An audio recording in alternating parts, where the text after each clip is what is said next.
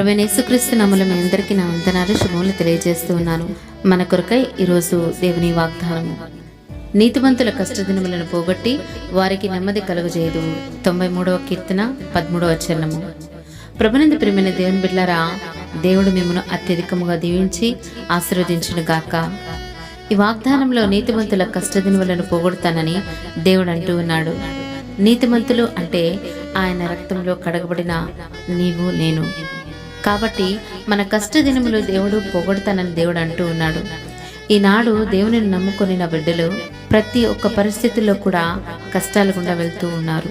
మరి ఎక్కడా కూడా మనకి సంతోషం అనేది కనబడటలేదు. అయినప్పటికీ కూడా దేవుడు ఒక మాటగా అంటూ ఉన్నాడు కదా, కష్టదినములను పోగొడతానని అంటూ ఉన్నాడు. చూడండి ప్రియ సహోదరి సహోదరుడా, మనం ఎన్నో కష్టాల గుండా వెళ్తున్నప్పుడు ఏంటి నాకు ఈ కష్టాలు ఎందుకు వస్తున్నాయి, నాకే ఎందుకు వస్తున్నాయి, నేనే ఎందుకు అనుభవిస్తున్నానని నీవు అనుకుంటూ ఉండవచ్చు.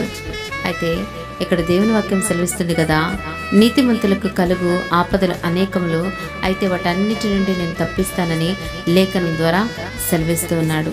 అంతేకాదండి, ఇంకా నీవు అనుకుంటూ ఉండవచ్చు, ఎందుకు నాకు ఈ శ్రమలు వస్తూ ఉన్నాయి, ఎందుకంటే వాటిలో నుంచి నీవు అధిగమించడానికి, ఆ కష్టాలలో దేవుని సన్నిధిలో ఇంకా ఎక్కువ అనుభవించడానికి, ముందుకు వెళ్ళటానికి, దేవుని పాదాలు పట్టుకోవటానికి, దేవుని యొద్దకు ఇంకా అత్యధికమైన విశ్వాసం కలిగి కష్టాల నుంచి మనం బయటికి రావటానికి మనకి కష్టాలు అనేటివి వస్తాయండి.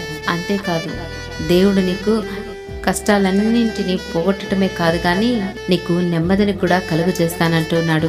ఈరోజు నిజంగానే నీకు నెమ్మది లేని స్థితి ఉంటుంది. ఎందుకంటే మనం వెళ్ళే పరిస్థితులన్నీ కూడా ఎన్నో భయంకరమైనవిగా ఉంటూ ఉన్నాయి.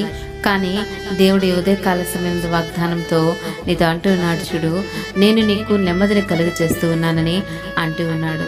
నీ కష్టాలు పోగొడతానంటూ ఉన్నాడు. నీ హృదయంలో ఉన్నటువంటి వేదనను పోగొడతానంటూ ఉన్నాడు.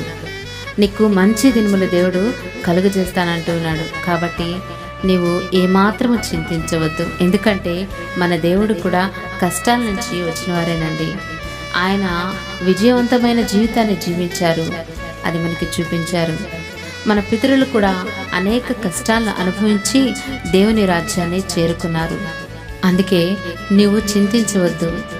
నీ కష్టాలలో ఎక్కువగా దేవుని పాదాలు పట్టుకో, ఆయనతో మాట్లాడు, ఆయన సన్నిధిని అనుభవించు, ఆయన వాక్యాన్ని చదువు.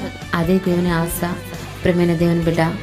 అందుకనే ఈ కష్టాలు అనేవి మనకు వస్తూ ఉంటాయి.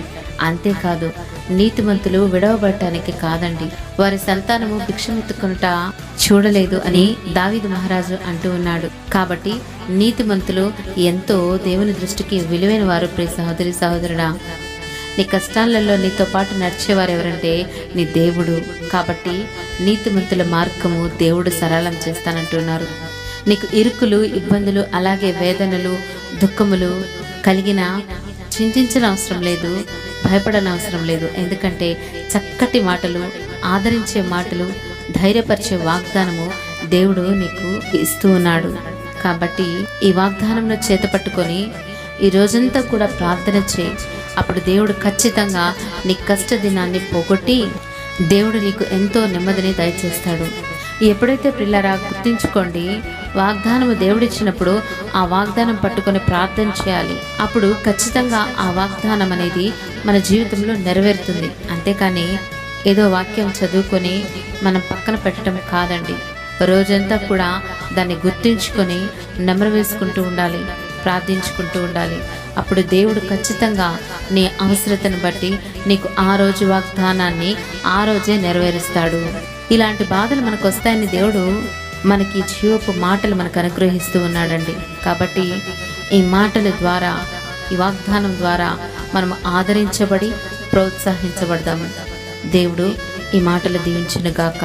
ప్రార్థనలో ఎక్కిపోయిద్దాం. ప్రేమ నమ్మకమైన పరలోకపు తండ్రి, మీకు స్తోత్రములు. ఇచ్చిన వాగ్దానముకై మీకు వందనాలు. నీతిమంతులు కష్టదినములు పోగొడతానని సెలవిచ్చినావు, నెమ్మది కలుగు చేస్తానన్న తండ్రి, మీకు స్తోత్రములు. దేవా, మా ప్రియులు వెళ్తున్న కష్టాలన్నిటి నుంచి విడుదలను అనుగ్రహించండి. ఆ దినములన్నిటిని పోగొట్టి నెమ్మదిని అనుగ్రహించండి. ఎంతో భీతిలో, భయముతో ఉంటూ ఉన్నారు ప్రభా. దేవా, సహాయం చేయండి నైనా. కష్టాల్లో కూడా నెమ్మదినిస్తానని తండ్రి సెలవిచ్చినాం. అందును బట్టి మీకు స్తుతులు చెల్లిస్తున్నాం. అయినప్పటికీ మాకు ఈ కష్టాల్లో మీరుండగా మాకు భయం లేదయ్యా. ఎవరైతే అనారోగ్యంతో బాధపడుతున్నారో ఆ బిడ్డలను ఈ ఉదయకాల సమయంలో జ్ఞాపకం చేసుకోండి. ఆర్థిక ఇబ్బందుల్లో ఉన్నారో ఆ బిడ్డలను జ్ఞాపకం చేసుకోండి. వారి యొక్క బాధల నుండి, వారి యొక్క అనారోగ్యం నుండి, వారి యొక్క ఆర్థిక ఇబ్బందుల నుండి, కష్ట నష్టాల నుంచి ఈ దినము విడుదల చేయమని ప్రభా మీ పాదాలను పట్టుకుని గుజారుకుంటున్నాం. ఎవరైతే ఉద్యోగం కొరకు ఎదురు చూస్తున్నారో వారికి మీ సహాయం అనుగ్రహించండి.